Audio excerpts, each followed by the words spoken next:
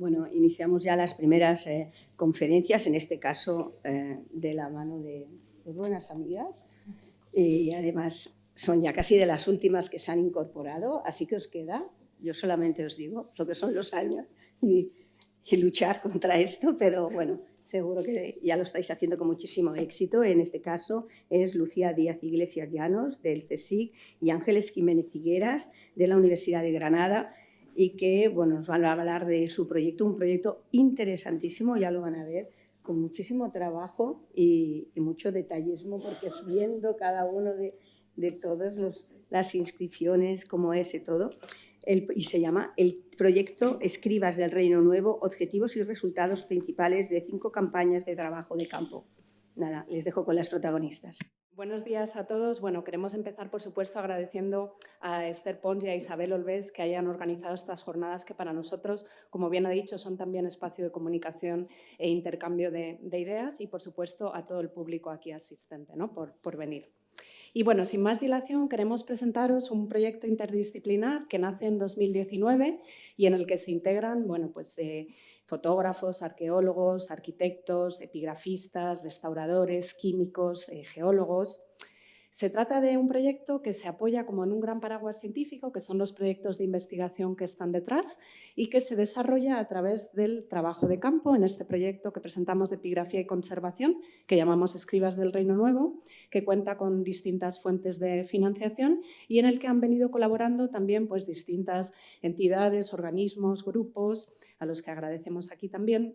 Y este trabajo, desde 2022, pues bueno, tengo la suerte de desarrollarlo con mi compañera Angie Ángeles Jiménez Higueras como codirectora. ¿Qué queremos hacer aquí? Bueno, pues os queremos presentar una muy breve introducción a las ideas que están detrás del proyecto, cuáles son los objetivos que nos planteamos, ¿no? Los interrogantes históricos que están abiertos, para luego entrar en los monumentos a los que aplicamos estas ideas y ya centrarnos en los trabajos que hemos venido realizando en las 5 campañas de trabajo de campo que llevamos. Como ya hemos hecho varias presentaciones y normalmente nos hemos centrado en NAGMIN, donde el trabajo ya está terminado, pues aquí, para variar un poco y como novedad, queríamos enseñaros los trabajos que venimos haciendo en la Cámara Funeraria de Useramón y específicamente en los 2 últimos años. Entonces, ¿cuál es nuestro punto de partida? Bueno, ya me habéis oído hablar varias veces, aplicamos lo que llamamos la filología material a las cámaras funerarias.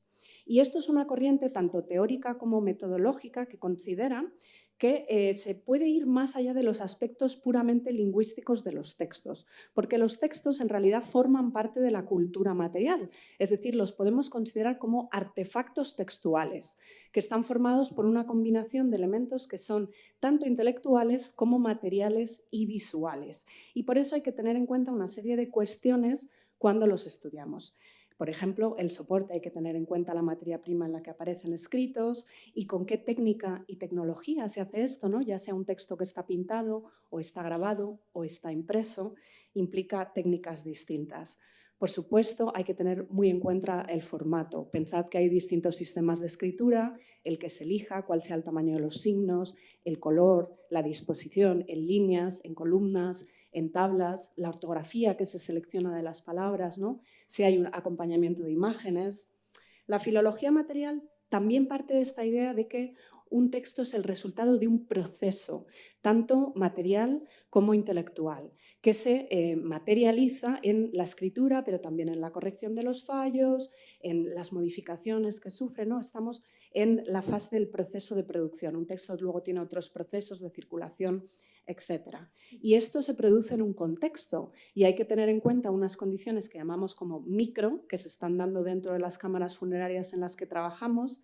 Y aquí pensamos en condiciones de temperatura, de humedad, incluso la postura corporal, ¿no?, de los escribas, pero también hay que pensar en un contexto macro, que es el marco histórico, social, cultural, económico en el que se están poniendo por escrito. Y, por supuesto, tenemos una serie de protagonistas, que son los actores. Tenemos que pensar en todos aquellos que rodean a la producción de textos. Y aquí nos referimos a quienes los crean, que para nosotros son bastante poco accesibles, pero también quienes los encargan en los monumentos, que en nuestro caso son los propietarios de las tumbas y quienes los copian, los escribas, que es el leitmotiv de nuestro proyecto, ¿no? Que forman un colectivo que está especializado en la copia de textos funerarios a partir de una serie de modelos, pero ese colectivo también se compone de individuos y podemos analizar sus características singulares. Así que, indagando en todas las cuestiones que tienen en pantalla, queremos profundizar en una serie de aspectos de esos interrogantes históricos que sería, por ejemplo, cómo se decora una cámara funeraria, cómo trabajan los escribas y cuál era su grado de formación, y también cuáles son sus características particulares. Y esto lo hacemos en una serie de monumentos que se encuentran en la zona de Luxor y, más en concreto, en la zona de Sheikh Abdel Gurna. Y le paso el turno a mi compañera. Bueno, buenos días, ¿se me escucha? Sí. Bueno, pues antes de entrar en materia, ¿no?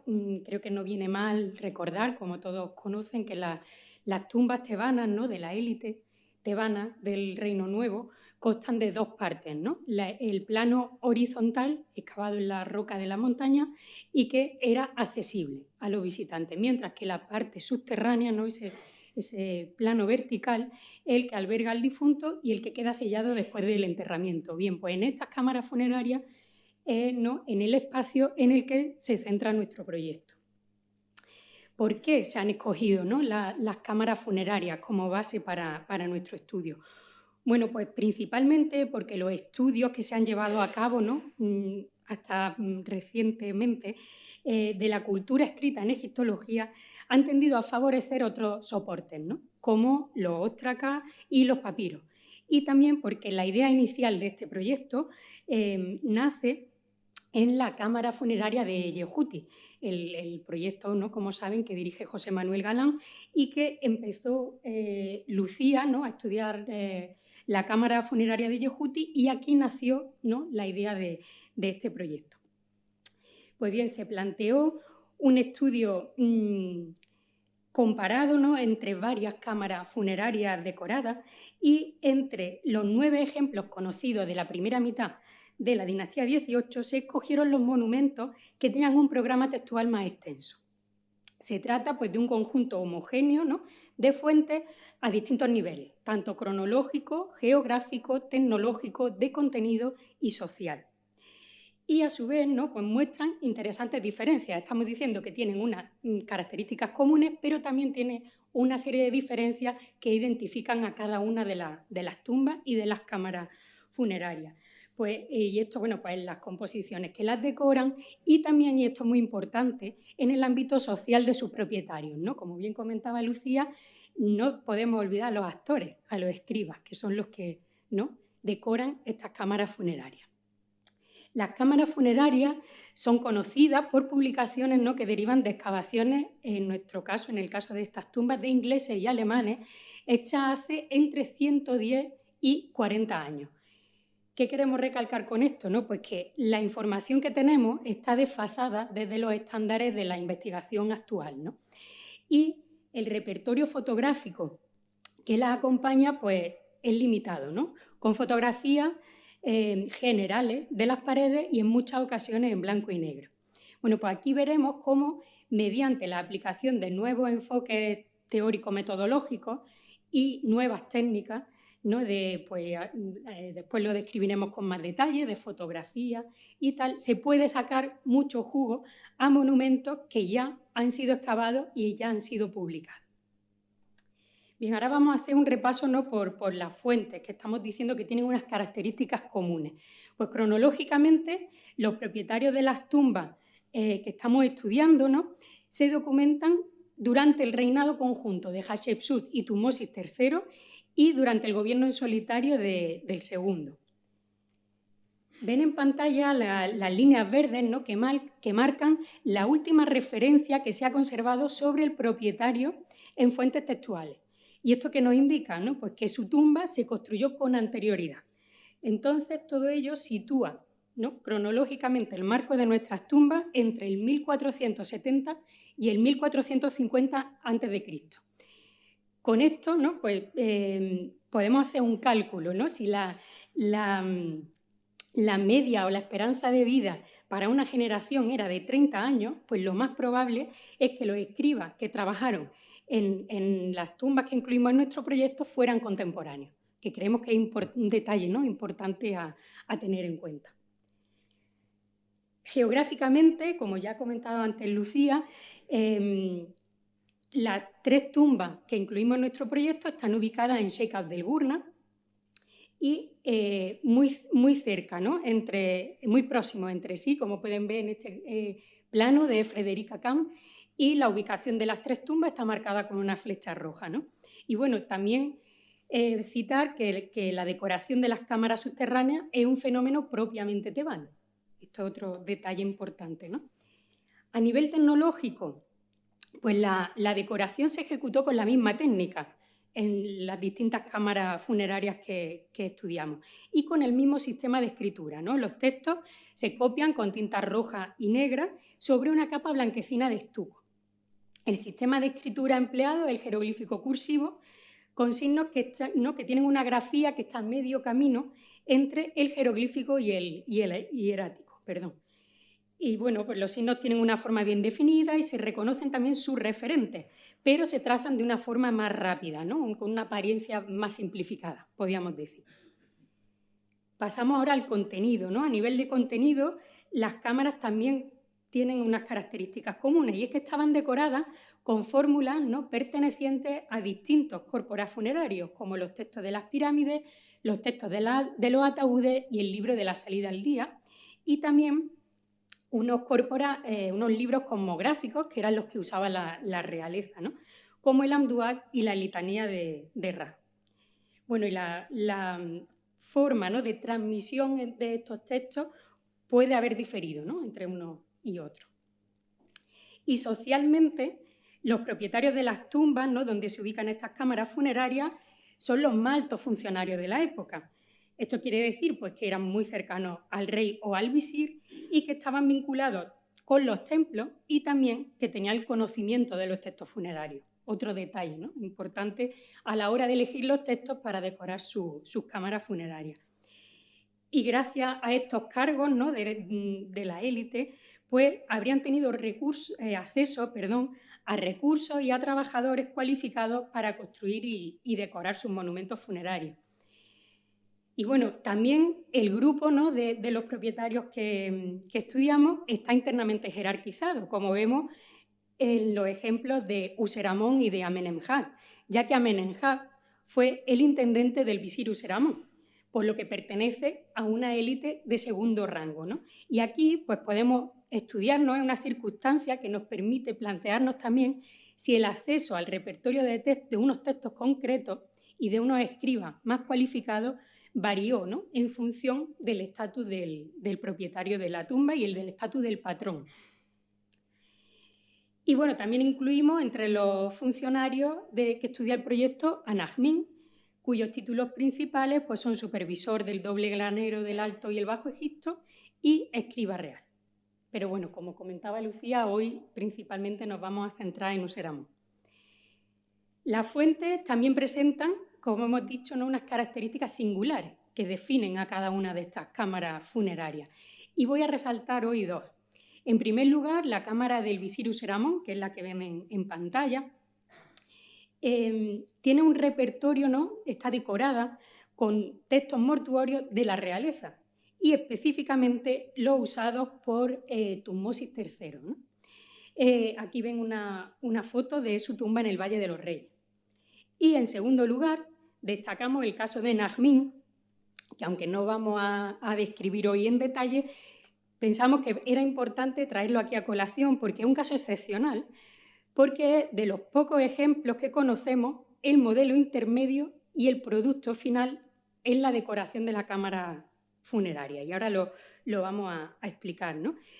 Se hallaron 8 óstracas que usaron los copistas para transcribir los textos a las paredes de la cámara. Y hay que tener en cuenta que las cámaras funerarias no forman la etapa final en la cadena de transmisión de textos. Es el último paso, ¿no?, de esa cadena. Y que comenzaría con los manuscritos originales almacenados en los templos. ¿Cómo sería esta cadena, no? Pues los manuscritos originales con composiciones para el más allá se conservarían en la biblioteca de un templo, pero no se llevaban a los lugares, ¿no? O sea, no se llevaban a la necrópolis, sino que en la biblioteca de los templos se elegirían, ¿no?, qué textos se iban a incluir, y una vez seleccionados, estos textos se copiarían en un soporte intermedio, ¿no?, que es el que usan los escribas como modelo para poder transmitir esos textos a las paredes de las cámaras funerarias. Y luego este soporte intermedio se desechaba, ¿no?, que en este caso pues, quedaron dentro y en el entorno de la tumba de Najmín y por eso se encontraron. Pero ¿qué es lo que pasa? Que normalmente, ¿no?, tenemos varias o numerosas cámaras funerarias decoradas, pero no conservamos ni el modelo intermedio, ¿no?, que se usó para decorar estos monumentos, ni tampoco los manuscritos almacenados en las bibliotecas de los templos.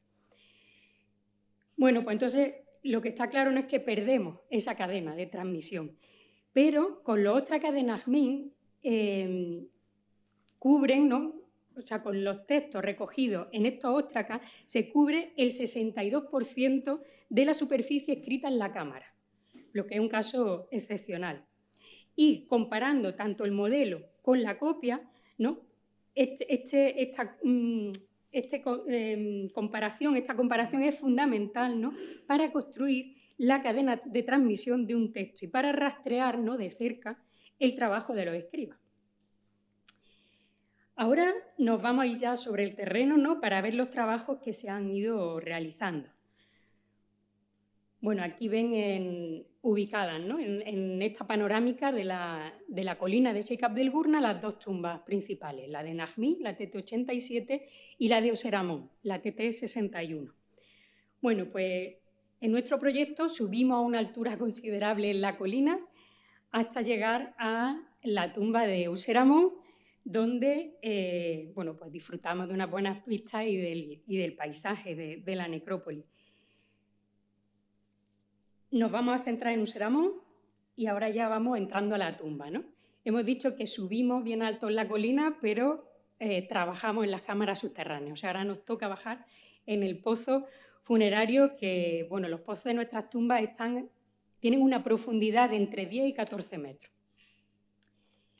Y en cuanto a las tareas, ¿no?, realizadas a lo largo de estas 5 campañas del proyecto, ¿no?, nos vamos a centrar en una serie de ellas que paso a citarlas, ¿no?, en las que vamos a describir las tareas en las que se han producido más avances, ¿no?, o en las que se ha intervenido más. Bueno, pues en primer lugar vamos a hablar de la excavación de las estructuras subterráneas.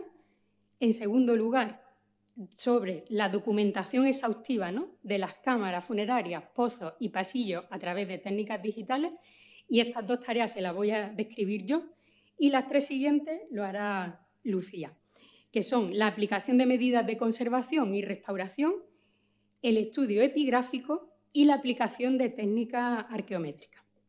Bien, pues yo me voy a centrar en la excavación de las estructuras subterráneas, ¿no?, que es una tarea que llevamos a cabo desde la Universidad de Granada y que, bueno, me encargo de supervisar, ¿no? Y el objetivo es terminar los trabajos iniciados por los equipos que nos precedieron. En la última campaña arqueológica, que tuvo lugar en septiembre-octubre pasado en Luxor, pues se excavó la estructura subterránea de la tumba de Oseramón, ¿no? Como ven aquí en esta fotografía, la cámara superior y el pasillo que lleva a la cámara funeraria, ¿no? Aquí ven, o sea, esta foto está hecha desde el fondo del pozo y vemos en primer lugar la cámara y el sloping passage, el pasillo que lleva a la cámara funeraria. Bueno, pues nos centramos en la cámara superior. El pasillo no nos dio tiempo a excavarlo. Bueno, en la tumba de Oseramón, la situación arqueológica, ¿no?, podríamos decir que tenemos, es diferente a la tumba de Najmín. ¿Por qué? Pues porque en la tumba de Najmín fueron varias manos, ¿no?, las que excavaron la parte subterránea de la tumba. Pero en la tumba de Oseramón parece que desde que Mon accediera a la cámara funeraria hace 120 años, ¿no?, no se ha vuelto a excavar. Sí que después de Mont vino Ziobec, ahora lo veremos, ¿no? Bueno, aquí tenemos la planimetría que realizó Mont y él lo que hizo fue excavar la cámara, el pasillo y la cámara funeraria. Vuelvo a la fotografía anterior, pero por algo no pudo sacar el escombro al exterior de la tumba. Entonces lo que hizo fue construir ese murete, ¿no? De piedra seca a modo de muro de contención y detrás fue echando el escombro y los materiales fragmentados que no le interesaban. Entonces, ¿qué es lo que hemos hecho nosotros? Uy, no pasa ahora.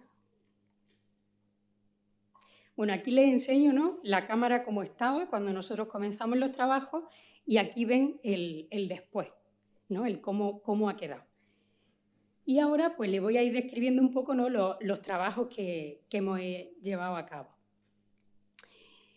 Hubo que planificar bien la excavación. Bueno, como todos saben, ¿no?, no es fácil, hay que pensar bien la logística. Y como ven, ¿no?, en la zona que marca la flecha roja, el acceso tanto a la cámara superior como al pasillo desde el fondo del pozo es muy empinado y escurridizo. Y entonces, para evitar bajar en plan tobogán, teníamos que idear un sistema, ¿no?, que nos permitiera trabajar cómodamente y que fuera seguro, sobre todo. Si se fijan, bueno, si recuerdan la foto anterior, ese muro de piedra seca está justo al borde del hueco que da acceso al pasillo. Y no solo una, sino alguna vez más, alguna piedra cayó cogiendo velocidad por el pasillo hasta llegar a la cámara funeraria. Entonces no podíamos excavar así porque era muy peligroso.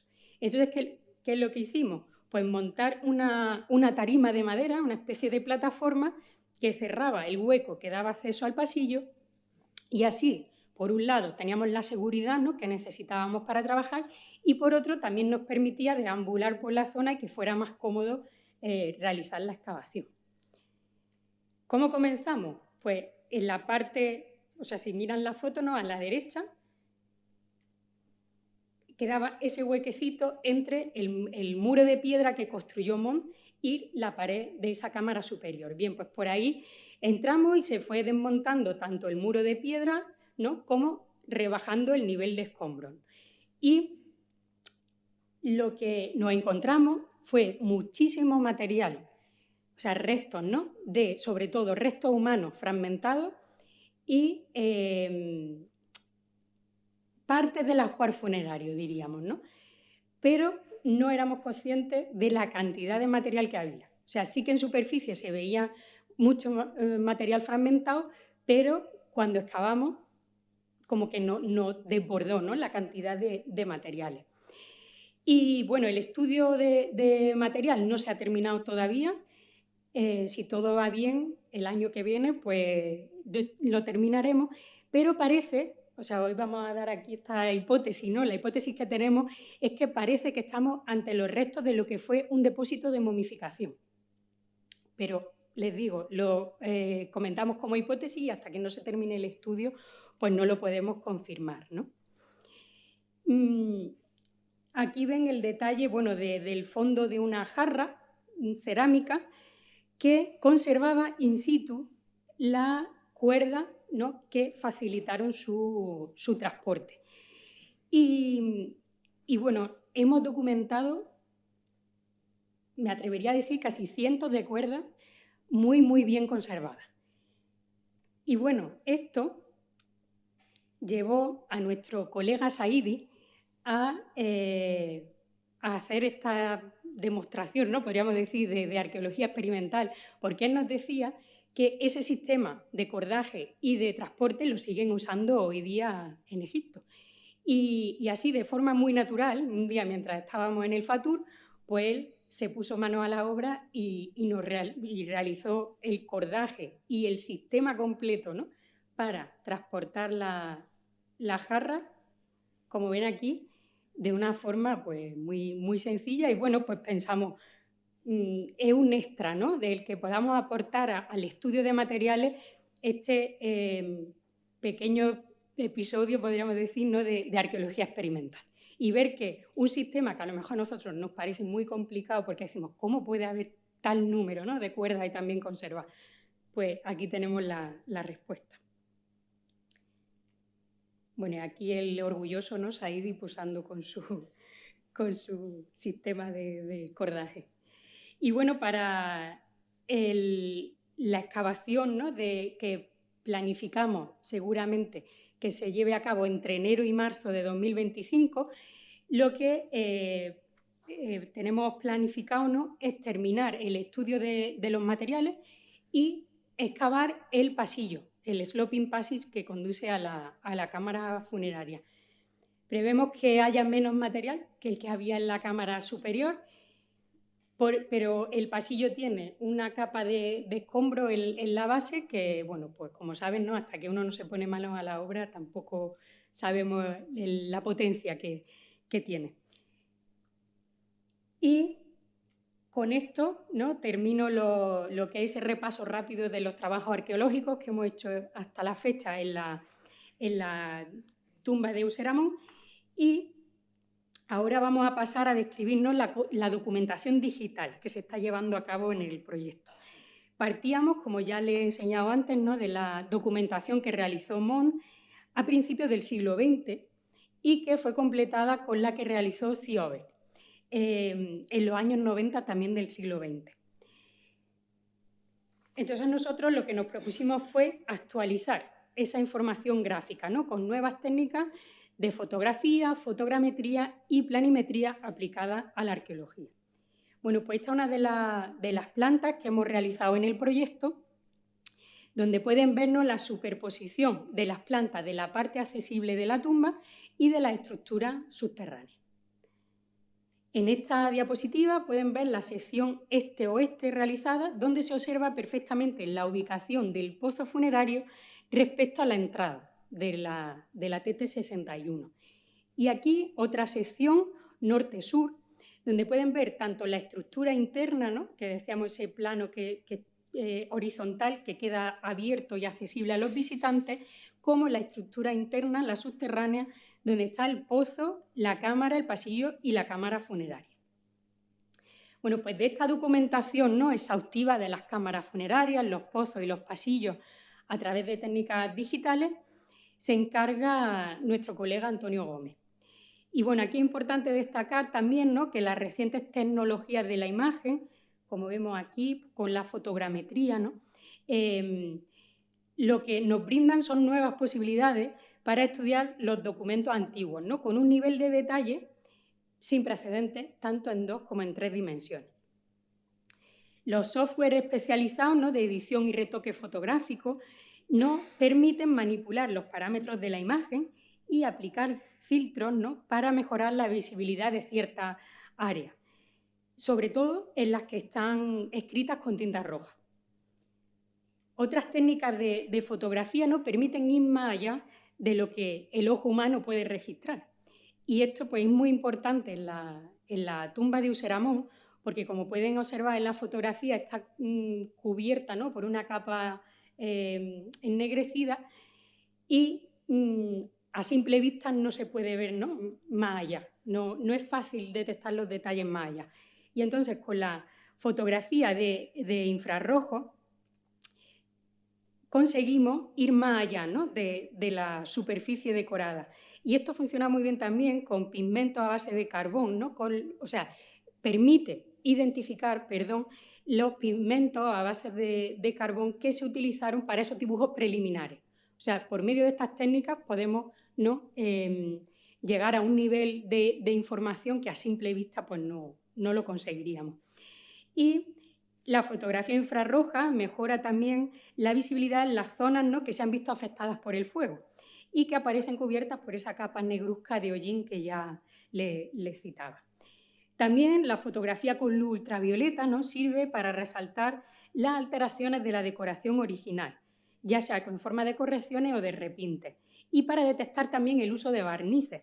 Y en este vídeo lo que se estaba comprobando era cómo el brillo de la zona de la figura de la letanía de Ra, ¿no?, que estaba hecha con una pasta negra, bueno, pues en un principio se creyó que era bitumen y queríamos ver con la luz ultravioleta, ¿no?, si brillaban, si no, y si había si conseguíamos ver algún detalle más que nos aportara información. Pues bien, finalmente parece ser que no es bitumen, sino resina, ¿no? Y todo esto, pues, o sea, el uso de la luz ultravioleta nos ayudó a completar este estudio. En definitiva, lo que estamos, ¿no?, generando es una documentación digital de alta resolución y a color de las cámaras funerarias que incluye ortofotos de cada pared, como ven en pantalla, pero también fotografías de detalle, ¿no?, donde se puede identificar la pincelada de los escribas. O sea, necesitamos tanto el macro como el micro. Es muy importante para este estudio. Y esta documentación pues, contrasta, ¿no?, con las imágenes hasta ahora disponibles de algunos de estos monumentos privados no más importantes del Reino Nuevo. Los textos de la cámara funeraria del visir Usedamón solo se conocían o por fotografías generales o por las ediciones manuscritas. O también, en el otro punto de vista, ¿no?, por fotografías muy detalladas. Pero necesitábamos, como hemos dicho, tanto las macro como las micro, pero también el intermedio, ¿no?, para poder estudiar toda esa cadena de producción en la decoración de las cámaras. Y ya con esto pues le paso el testigo a Lucía. Bueno, yo voy a incidir en uno de los aspectos en el que venimos trabajando con más intensidad, que es la aplicación de medidas de conservación preventiva y de restauración. Porque en el momento en el que se descubrió la cámara funeraria de Usedamón, allá por 1900, y cuando trabajaron los equipos alemanes entre el 60 y el 80, aunque la publicación llegara en el 95, pues no se hizo ninguna medida al respecto. Los mayores daños sufridos en esta cámara se deben sobre todo a la acción del fuego y bueno, se concretan en incendios, pero también, como veremos, la acción antrópica da lugar a intentos y a logros de robos, ¿no? Como ven en esta imagen, y me gustaría que se fijaran en esta esquina porque luego veremos cómo han ido avanzando los trabajos en este sentido, en la cámara el 75% de las superficies aparecía ennegrecida por la acción de los humos. Y esto se debe a dos factores. Por un lado, al depósito de una capa de hollín que lo ennegrecía, pero también a la oxidación de una capa que no sabemos muy bien cuándo se dio. Pudo haberse dado antes de copiar los textos a modo de imprimación o después de haberlos copiado por encima de ellos a modo de protección, pero en cualquier caso, por efecto de los fuegos, esta capa se degradó y ha generado un cambio de la tonalidad original, que habría sido blanca, hacia un amarillo ocre, unas zonas negras, o sea, unas zonas rojizas y otras directamente convertidas en un negro bastante opaco. Y el otro gran problema que vemos en la cámara funeraria fueron los robos. Aquí ven, no sé si se ve el cursor, intentos de llevarse parte de la decoración que lo consiguieron en una de las paredes que aparece hasta el 50% de ella completamente destrozada, ya lo veremos. Y además podíamos fechar estos robos en un momento muy concreto, entre el 71 y el 74, cuando los equipos alemanes están yendo y viniendo a trabajar. ¿Qué hemos hecho a nivel de restauración? Bueno, una vez se consolidaron todas las superficies, se procedió a limpiar esa acumulación de polvo graso y de depósitos superficiales de hollín con lo que llamamos gomas Wisap, que pudimos usar en grandes superficies porque la pintura de debajo estaba en muy buen estado de conservación. Aquí ven a nuestro restaurador, Ignacio Bermeja, que está en la sala, y si hay alguna pregunta de restauración, yo me voy a limpiar las manos y le voy a pasar la pelota a él. O sea, que aprovechen porque la verdad que explica muy bien todas las cosas. Espero que no me mates por esto. Bueno, pues pudimos, como ven, aplicar este borrado a grandes superficies y los resultados se ven muy bien cuando nos fijamos en distintas fases del proceso de limpieza, sobre todo donde había textos escritos en rojo y cómo las gomas Wisap permiten que estos salgan a la luz.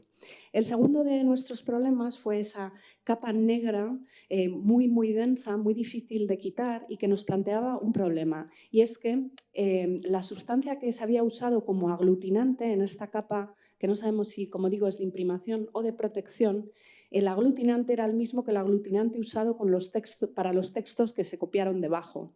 con lo cual había que intentar retirarla, pero sin pasarnos de forma que se dañaran los textos, ¿no? Entonces se probaron varias soluciones y la que dio mejor resultado fue el uso de jabones no iónicos que se disolvían en etanol y se limpiaban con la misma sustancia. Aquí les pongo la imagen esa que les he dicho, quédense con esta esquina porque les vamos a enseñar un poco el antes, ¿no?, y el después de nuestra limpieza, la pared en la que se había intervenido, y de momento dejamos esta para que se vieran cómo se iba avanzando.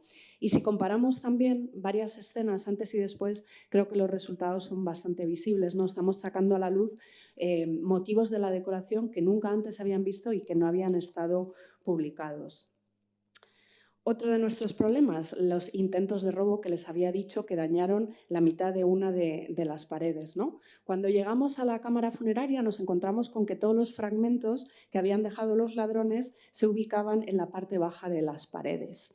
¿Y qué hicimos nosotros? Bueno, pues proceder primero a recogerlos, a colocarlos en bandejas y hacer toda la documentación fotográfica necesaria.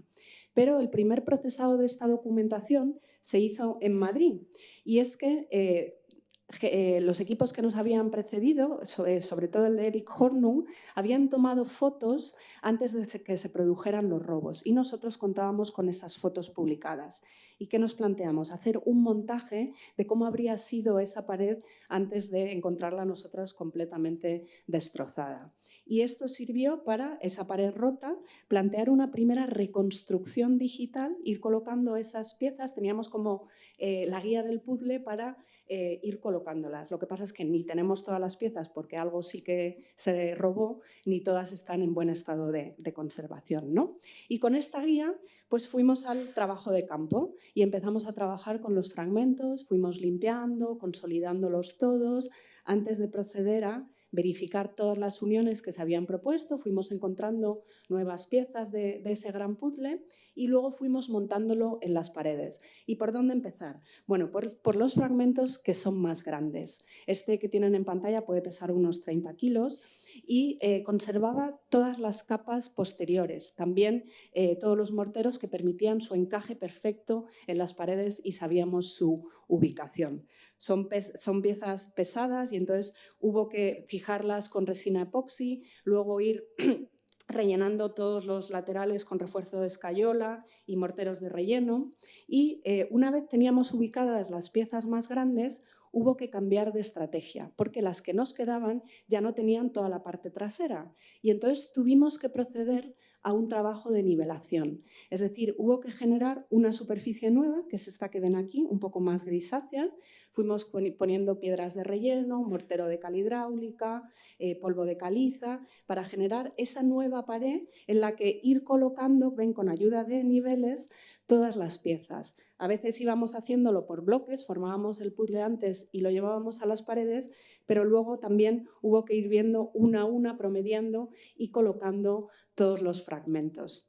Entonces, este es el último trabajo que realizamos en la campaña de febrero de 2024 y aquí les presento el antes y el después. Y me parece que se ha conseguido avanzar notablemente teniendo en cuenta que estas paredes aparecen en fotografías en blanco y negro publicadas en los años 60. Entonces, nos queda lo más complicado del puzzle, es verdad, las piezas más pequeñitas, pero seguiremos trabajando en ello en la próxima campaña. Y el plan de conservación y restauración no solo es necesario porque nos sirve, bueno, pues para la correcta preservación de los materiales y las estructuras, pero encaja muy bien con las ideas y los objetivos del trabajo epigráfico porque nos aporta muchos datos sobre procedimientos de preparación de superficies, donde se copian los textos y las imágenes, incluso de ejecución de los trazos.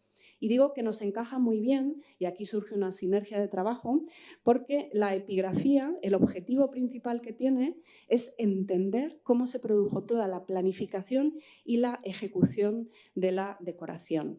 Y como ha comentado Angie, trabajamos en distintas cámaras funerarias y eso nos permite poner en paralelo distintos procedimientos de trabajo y entender las circunstancias que se estaban dando en cada monumento.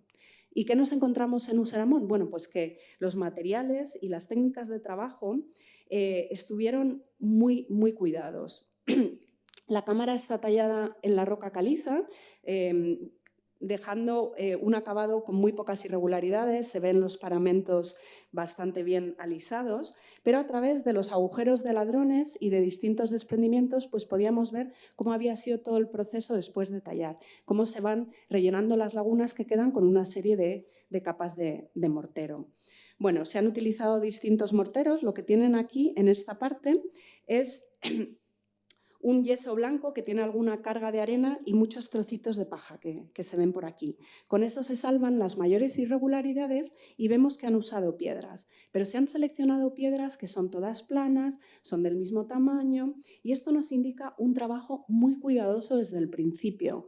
Se está generando una estructura que tiene en cuenta la distribución de las cargas para evitar que en el futuro se produzcan desprendimientos.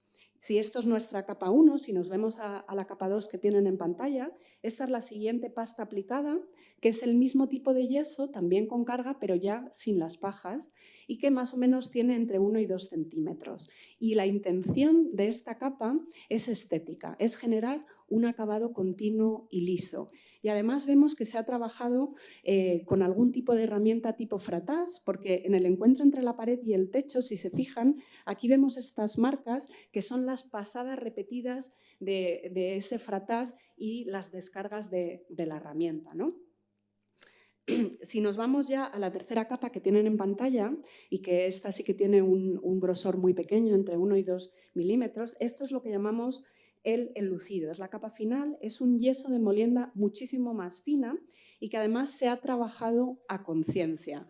Se ha dejado... El resultado final es una pared muy lisa y, de hecho, nosotros tenemos que recurrir a luz rasante para poder ver pequeñas irregularidades. Como ven, frontalmente no se vería nada, pero cuando utilizamos la luz rasante sí que vemos esas pequeñas diferencias que han quedado, pero la capa, la intención es haber hecho un trabajo muy, muy cuidado, ¿no? Y... de hecho, el resultado de este trabajo concienzudo es que la unión de las capas de preparación es muy buena y además los morteros cubren toda la superficie, generan una estructura que va de techo a suelo y que sería de gran estabilidad. Lo que contrasta con el caso de Najmín, del que os hemos hablado antes, donde también hemos venido trabajando, ¿no?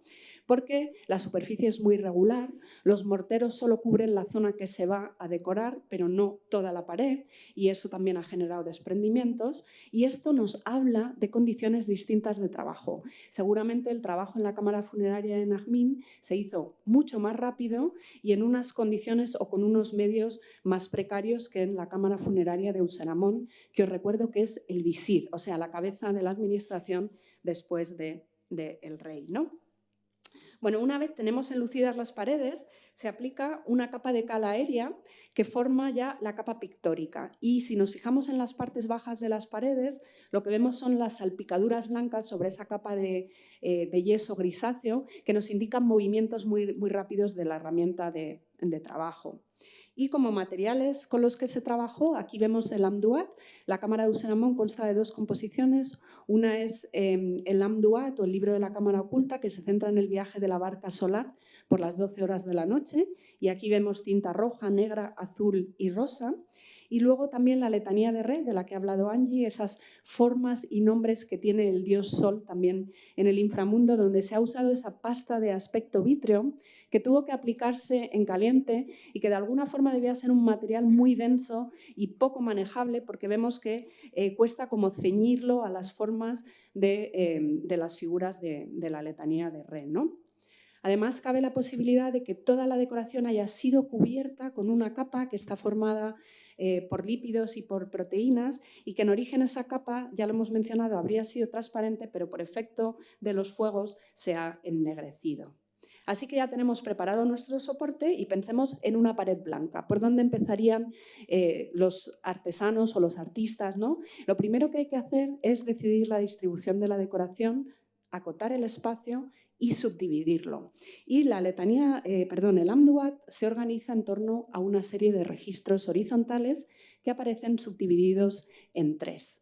¿Cómo se hace esta subdivisión? Si nos vamos a una zona, vemos las huellas que quedan de 3 marcas rojas que se hicieron con el procedimiento de coger una cuerda mojada en tinta roja, estirarla y tensarla contra la pared, lo cual deja todas estas salpicaduras que ven alrededor.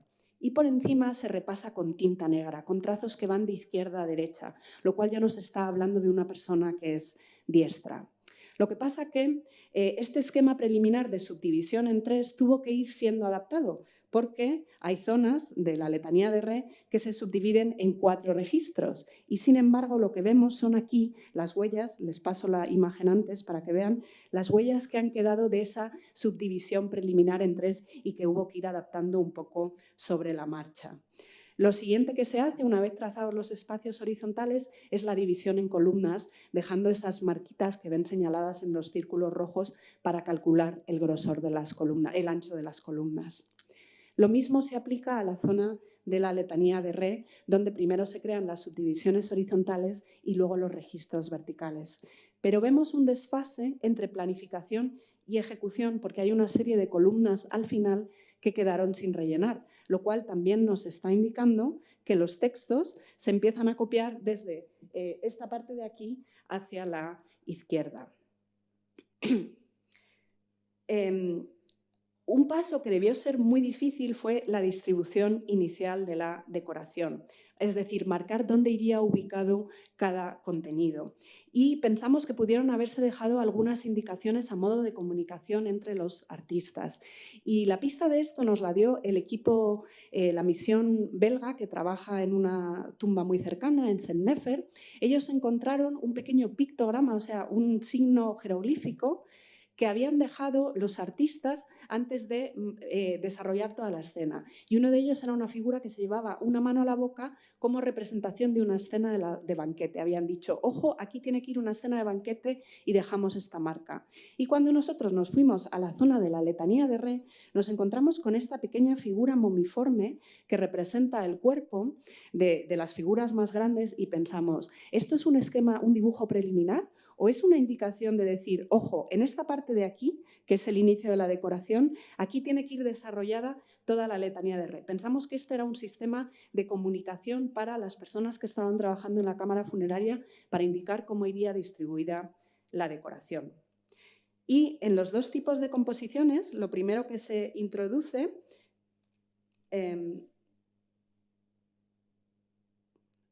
bueno, no sé por qué faltan muchas diapositivas. Bueno, lo primero que se introducen son las figuras y luego los textos, porque vemos que los textos tienen que ir adaptándose un poco al espacio disponible, incluso muchas veces se superponen directamente a las figuras. Y se utilizan pinceles muy finos. En algunos de los detalles de la decoración estamos hablando de pinceles que tienen menos de 0,1 milímetros, mientras que los textos se están copiando con pinceles que tienen 1 milímetro. Y podemos seguir avanzando viendo cuáles son las huellas que quedan del proceso. Y vemos aquí marcado en verde esa especie de líneas guía que irían indicando la altura de las figuras.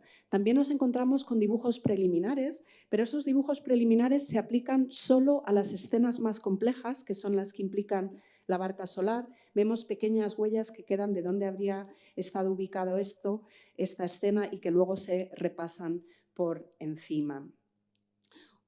Las figuras dentro de las barcas se introducen de izquierda a derecha y eso lo vemos por la superposición de los trazos. Fíjense cómo esta figura está trazada sobre la anterior, con lo cual nos dice que esta es la decoración, la dirección de la decoración. Pero igual que en la fase preliminar vimos mucho cambio, cuando se está ejecutando la decoración también vemos muchas correcciones. Por ejemplo, en figuras que van en serie vemos como a veces se han dejado una que tiene que introducirse así de menor tamaño. En muchos casos se introducen correcciones de las posturas de los brazos o incluso de toda la posición de la figura, que en este caso había sido trazada a una altura mayor, o sea que vemos muchas rectificaciones. Y una vez tenemos las imágenes, lo siguiente que se introducen son los textos. Y vemos que se hacía de izquierda a derecha, que es el mismo sentido en el que se leen. Y esto podemos saberlo porque cuando tenemos una leyenda muy desarrollada, como esta que tienen aquí, El inicio de la leyenda tiene los textos muy bien espaciados, muy homogéneos, y a medida que se va avanzando la copia vemos cómo se van quedando sin espacio, lo que obliga a reducir el tamaño y a ir reduciendo también la distancia entre los signos. Y si comparamos los textos escritos en negro con los rojos, vemos cómo los rojos se escriben después porque tienen que limitarse al espacio que queda disponible. También algo que nos llamó la atención es que cuando se copian columnas, lo tienen aquí abajo, la parte baja de las columnas aparece con todos los signos también apelotonados. Y eso lo que pensamos es que los escribas estaban intentando no partir las palabras entre columnas o bien estaban muy preocupados en copiar el modelo que tenían delante tal y como lo estaban viendo, ¿no? Bueno, otra parte de las tareas epigráficas consiste en poder determinar cuántas personas estaban participando en la decoración. Y nosotros, gracias a la Cámara Funeraria de Najmín, donde el estudio ya ha terminado, pudimos diseñar una metodología de identificación de manos de escriba que se basa en estudios de epigrafía, de paleografía, de historia del arte, también incluso de análisis forense de escritura, donde determinamos una serie de criterios en los que hay que fijarse, que forman parte de estos 3 grandes grupos que tienen, de aspectos ligados como al layout de los textos, de aspectos específicos de los signos o aspectos que se generan con la copia de ellos. No me voy a detener porque esto ya lo hemos comentado en otras presentaciones, pero sí que les quiero contar que hemos empezado a aplicar estos criterios a la Cámara Funeraria de Useramón, y aquí lo que ven es una tabla paleográfica donde en función de la forma y de los detalles interiores de los signos estamos empezando a distinguir manos de escriba. Y algo que llama la atención es que en Useramón hemos identificado 7, cuando en Najmín hay 3 personas interviniendo. La decoración es mucho más compleja en Useramón, pero también tiene, en tanto que visir, mucha más capacidad de movilizar recursos en su favor. Luego lo que hacemos es proyectar esta identificación de manos de escriba en las paredes para tratar de ver un poco cómo se produce la forma de trabajo y cómo se alternan los escribas. Y vemos, cada color corresponde a uno de ellos, vemos que en general cada uno se encarga de una zona, pero hay veces que una misma escena, como la que tienen aquí, en una misma escena encontramos 2 manos de copistas. Y lo mismo sucede en la zona de la letanía de Re. Toda esta la atribuimos a la misma mano, pero si se fijan en las 3 últimas columnas y a partir del punto que tienen marcado aquí, lo que vemos es un pincel mucho más fino, signos mucho más detallados como la raspa de pescado, formas más angulosas, no hay más que ver este pájaro, un cambio en el grado de inclinación de las aves, ¿no? Aquí tienen 2 aleph que se puede comparar, aquí hay una mano distinta interviniendo que se corta en la misma frase. Son 2 palabras distintas, pero en la misma frase están interviniendo, pasa otro escriba a trabajar. Y a través de todas las huellas que quedan de estos escribas queremos ir viendo cómo era el proceso de copia. Nos vamos fijando en los fallos que cometen y en cómo son las formas de corregirlos. Y también en Useramón nos llamó la atención que las formas de corrección son mucho más variadas que en el resto de las cámaras funerarias. Nos encontramos las 3 usuales, como pueden ser, por ejemplo, la sobreescritura, es decir, no se borra el signo que se ha escrito primero, sino que el nuevo simplemente se superpone. Nos encontramos el borrado mediante algún tipo de humedecer la superficie del signo anterior o simplemente el incluir el signo, insertarlo en el espacio que queda disponible. Pero en Useramón también nos encontramos con que se raspa, se raya la superficie y se llevan la capa pictórica que estaba por debajo.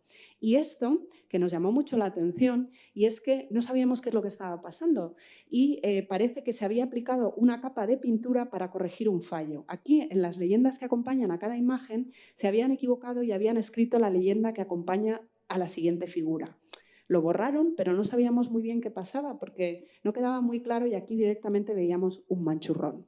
Y el equipo de químicos que vino a estudiar los materiales con los que se produjo la decoración pudo determinar que aquí lo que se había dado era una capa compuesta de calcita, de yeso, de cola animal y de aceites que en origen habría sido blanco, pero por efecto de los fuegos se había ennegrecido. Así que esto que llamamos el primer Tipex de la historia, en realidad estaba intentando tapar un fallo, pero le salió mal porque salta mucho más a la vista hoy en día, ¿no? Y junto a la identificación de manos de escriba, pues también hacemos un poco de identificación de manos de artistas que intervienen en la decoración o de gente que se encarga de las viñetas, porque el Amduat se decora con este tipo de figuras que llamamos stick-like figures, que son como figuras de palotes. Creo que lo describe muy claramente, no están muy abreviadas las formas. Y sin embargo, en una parte de la pared lo que vimos es que alguien se había recreado con todos los detalles, con los miembros corporales. Esto era una mano completamente distinta y, por cierto, muy ajena a la tradición del Amduat que usa este tipo de figuras. Bueno, y ya para terminar, queríamos enseñarles algo a lo que hemos dedicado también mucho tiempo, que es la aplicación de técnicas arqueométricas. Esto quiere decir técnicas físico-químicas de identificación de los materiales que se estaban usando tanto en la preparación de los soportes como en la fabricación de las tintas. Y conocer estos materiales nos servía, por un lado, para diseñar el plan de restauración y de conservación, pero por el otro nos ayudaba a seguir profundizando en lo que llamamos la tecnología de la escritura, en conocer cómo era todo el proceso de copia y qué mejor que saber cómo estaban manufacturadas las tintas.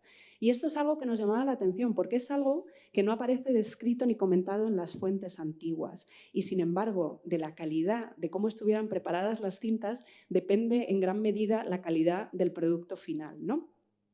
Así que el estudio químico in situ nos proporcionó información sobre materiales y esta información la fuimos complementando con varias actividades a las que nos dedicamos entre campañas. Por un lado, hicimos como una recopilación bibliográfica, un rastreo muy exhaustivo por otros análisis que habían hecho distintos equipos sobre materiales pictóricos del Reino Nuevo. Tenemos unas tablas larguísimas hechas buscando paralelos para donde nosotros hemos identificado materiales, saber cuánto de usuales eran. Luego hicimos un repaso a la historia de los materiales y las técnicas artísticas desde la perspectiva de la conservación y la restauración del que Nacho se encargó. Y esto nos servía para conocer mejor las propiedades y las cualidades de los materiales, ¿no? Y por último, juntamos todo esto y decidimos lanzarnos a la experimentación. La experimentación, como saben, es intentar replicar un proceso de producción para conocer mejor todos los pasos que llevan a un producto y también conocer mejor cuáles son las ventajas y las desventajas de los distintos materiales. Pero vamos primero al análisis de las tintas, ¿no? Porque los estudios de los químicos demostraron que las tintas son productos muy complejos donde se mezclan materiales orgánicos e inorgánicos. Tenemos varios componentes. Por un lado, necesitamos algo que dé el color, que llamamos pigmento, y en las cámaras se estaban utilizando materiales que estaban muy disponibles, muy accesibles en el entorno, como pueden ser carbón para los negros y óxido de hierro para los rojos. A esto se suma una sustancia que llamamos dispersantes o cargas y que se añaden con una serie de finalidades. Primero, permite aumentar el uso de la tinta. Es como si hiciera que la tinta nos cundiera más y como apenas cambia el color al meterle estas sustancias, en realidad estamos abaratando los costes. Pero por otro lado da más cuerpo a la tinta, genera una capa que es más homogénea y más cubriente que si solo se utilizara pigmento y aglutinante. Y como dispersantes se estaban usando también minerales muy frecuentes en Egipto, como son compuestos de carbonatos de calcio, calcita y untita, y de sulfato de calcio, yeso y anhidrita. Y el último componente de las tintas son los aglutinantes, son esos productos que permiten que el resto de los elementos se mezclen entre sí, se peguen bien a las paredes y además realzan el color. Y en los análisis se detectaron proteínas y lípidos. No podíamos ir muchísimo más allá porque, como ya sabéis, no se pueden tomar muestras en Egipto y además estos materiales orgánicos han sufrido un deterioro desde el mismo momento en el que se pusieron sobre las paredes. Parece que las proteínas corresponden a colas animales y los lípidos podrían ser aceites o ceras. En el repaso que hicimos bibliográficamente vimos que las ceras se habían usado normalmente como barnices y además experimentalmente son muy difíciles de manejar. Entonces lo descartamos en favor de los aceites. Lo primero que nos llamó la atención, por eso de las distintas propiedades de los materiales es que se usara cola animal frente a goma arábiga. Cuando uno se va a los repertorios de pintura en Egipto, lo primero que se dice es el aglutinante más usado era la goma arábiga, que son como las exudaciones de una serie de árboles. Y sin embargo, la cola animal resulta un producto de uso muy común porque su fabricación es sencilla. Hace falta agua, calor y una serie de restos animales que tienen poco valor nutricional. Nos referimos a espinas, huesos, pieles, tendones, pezuñas y que muchas veces derivan de otro tipo de actividades, como el simple cocinado de los alimentos, pues con los restos uno puede hacer cola animal. Así que es una opción muy económica para decorar grandes superficies pictóricas. Pero para aproximarnos un poco más al proceso de trabajo de los escribas en las cámaras funerarias hay que tener en cuenta una serie de desventajas que tiene la cola animal. Y es que para que funcione tiene que calentarse in situ. Si nosotros lo mezclamos con agua, la cola animal se queda como en un estado gelatinoso y hace falta añadir calor para que ésta se haga fluida, ¿no? Y hay que tener en cuenta dos cosas, que no puede hervir la mezcla porque entonces se echa a perder y que una vez ya está en estado fluido no se puede usar mucho tiempo porque la cola se degrada muy rápido. En el espacio de un día sufre la colonización de los microorganismos, con lo cual fijaros los condicionantes con los que tenían que estar trabajando, ¿no? Los escribas en las cámaras funerarias. Así que con toda la información que habíamos generado, tanto in situ como en nuestros rastreos posteriores, nos lanzamos a ese experimento o a esa epigrafía experimental. Y entonces produjimos primero una serie de placas que recibieron el mismo tratamiento que el que se había observado en una de las cámaras y fuimos dando distintos pasos. Bueno, pues hubo que preparar las distintas sustancias, machacamos el carbón, tuvimos que pesarlas para tener en cuenta las cantidades necesarias, también calentar nuestra cola animal, ir mezclando cada uno de los componentes, revisando en todo momento tanto el estado fluido o no de nuestra mezcla como el color que iba quedando. Y luego hicimos varias pruebas de uso de pinceles en las placas y con distintas proporciones de los materiales y todo esto se analizó con las mismas técnicas que llevamos a Egipto. ¿Y qué concluimos de todo esto? Bueno, pues pudimos destacar una serie de factores o de variables que son los que afectan a la producción y a la calidad de las tintas. Y determinamos que hay que tener muy en cuenta primero cuáles son nuestro punto de partida, la calidad de la materia prima, ¿no? Luego también cuáles son las cantidades, o más que cantidades, porque en Egipto no habría sistemas de pesaje súper avanzados, son las proporciones relativas de los componentes o su grado de concentración, ¿no? En el caso de la cola animal. Y luego todos los pasos que hay que dar en el proceso de fabricación. Todo va a depender mucho desde el grado de molienda del material hasta cuánto esté calentado o incluso el orden en el que vamos añadiendo los materiales. Nuestro experimento luego también nos sirvió para ir descartando algunos productos. Por ejemplo, el aceite, vimos los que se usaban en Egipto y nos decantamos por dos, por el de ricino y el de linaza. Resulta que el de ricino tiene muy poco poder aglutinante y no se quedaba pegado el pigmento, con lo cual ya fuimos al de linaza, ¿no? Para que veáis un poco para qué va sirviendo todo esto que nos permite conocer mucho mejor los pigmentos y las condiciones de trabajo. Y dado que nosotros solo hicimos como un ensayo experimental, lo que pretendemos con el siguiente proyecto que acaba de ser aprobado es hacer un convenio con la Escuela de Conservación y Restauración de Bienes Culturales de Madrid para que sean los alumnos de una asignatura de materiales y técnicas pictóricas los que lleven a cabo el ensayo a gran escala, variando las proporciones, el grado de molienda, todos estos factores sobre los que hemos estado hablando, ¿no? Y bueno, con esto terminamos el rápido recorrido a las distintas actividades que hemos hecho en el proyecto y bueno, os damos las gracias por vuestra atención.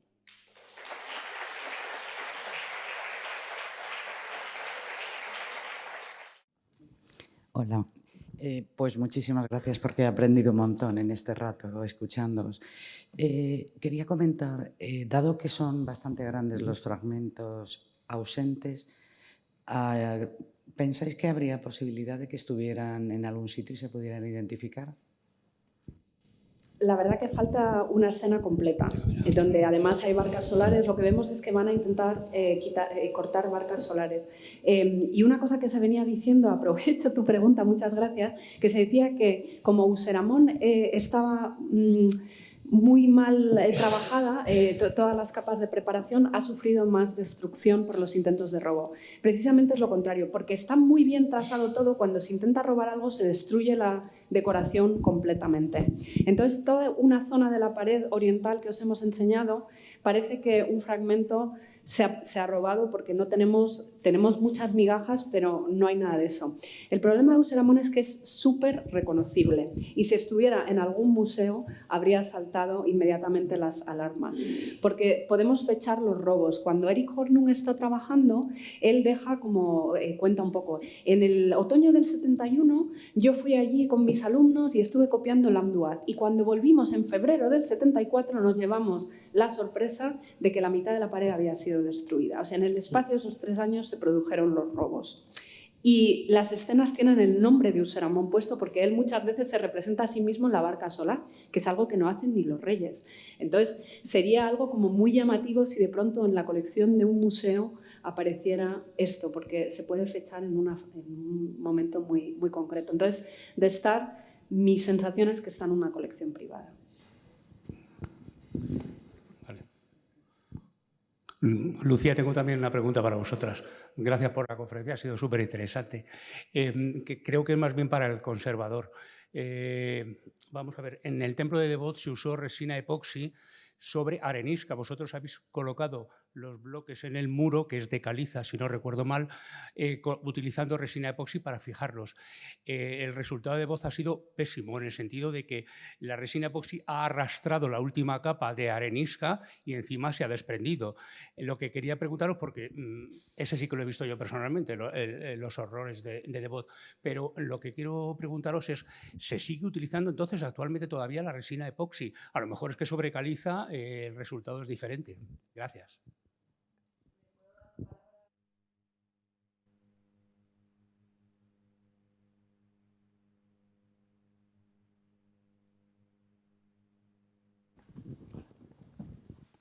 Hola, gracias por la pregunta.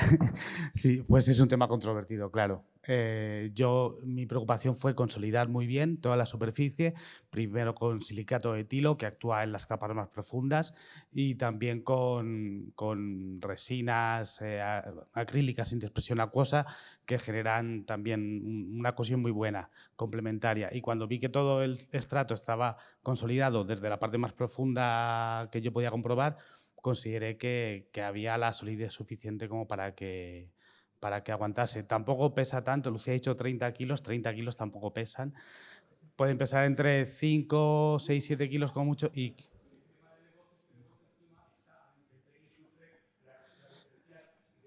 Claro, aquí tenemos, es una ventaja tremenda, lo de la necrópolis tebana, que la estabilidad climática es total, que la tenemos medida mediante jobos allí y no es algo que me preocupe. Es verdad que si hay cambios de temperatura y humedad se producen contracciones y dilataciones muy distintas entre las resinas y por ejemplo, la arenisca y puede acabar delaminándose las partes y caer.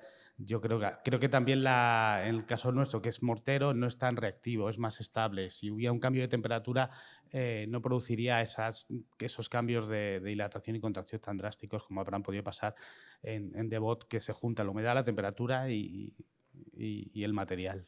O sea que creo que es correcto, pero el tiempo no lo dirá.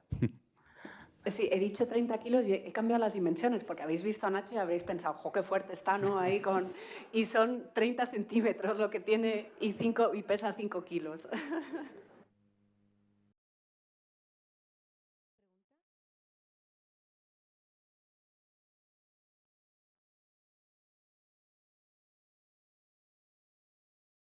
Bueno, pues muchísimas gracias a las dos, ya digo, por esta magnífica conferencia y bueno, que sigáis ahí, dale que te pego para encontrar nuevas cosas y bueno, muchas felicidades.